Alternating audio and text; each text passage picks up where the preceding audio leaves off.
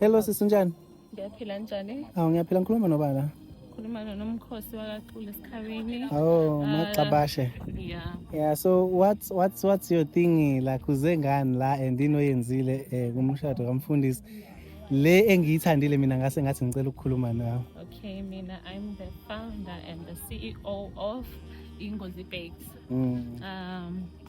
Ngidecide ukuthi ngenzele uMfundisi Mlungwana ikhekhe lomshado nami ngiyicelela ibusiso ngaleli khekhe lami lomshado ngicela ama-customer abaningi azongisapotha senthi ngimusha ka-baking ngajabulisa abantu bengisapothe bathi nje nabo laba leli khekhe leli uMfundisi uma eyibhixa ngoKhilimu nowakwakhe kube khona uKhilimu osuka ngakubo.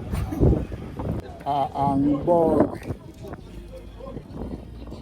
kubo bonke abezinto zokwelekha leli khekhe ngiyoqala ukuzwa ikhekhe ukuthi linjani.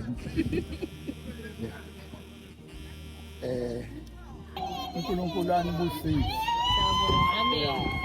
sande lapho emhlabeni khona. Cela ukukhulumisa ngale ngoba lizongibikala. Usontaphi njengoba unikela kwaShembe usontaphi? Okwamanje ngithi angakasonto. Kodwa nje inhliziyo ithe ngoba kwenzela uMfundisi kaShembe. Umbonile ujabule kanjani? Ngimbonile Nkosi yami ngibongelile uMfundisi weNkosi. Futhi namhlanje uzokenza ikhekhe. Uzokenza ikhekhe naye njengabo bonke abantu. Ngiyabonga. What inspired you ukuthi uzonikela ngekhekhe? And what's the normal price of the cake and how much did you charge for a cake manje?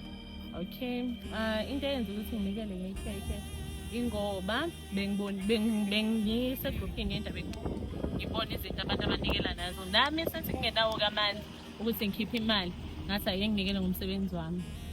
Yeah. So normally njengoba ungasishajanga mali if ubuzonzi kuyigig yakho usishaja mali enkolo. 6,500 rand. Shembe. Ikhekhe lomshado u3 tiye onama siders awu2 ela kamkhwenyana naye amakhwenyana. Shembe.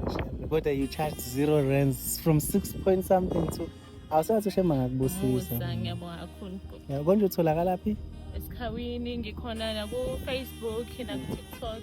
Ngalandela ama-page ami Ingozi Bakes, ku-TikTok Ingozi Bakes na Facebook. Ngicela uphenduke ngo. Niyazibona-ke bafethu ngizomthola lapho.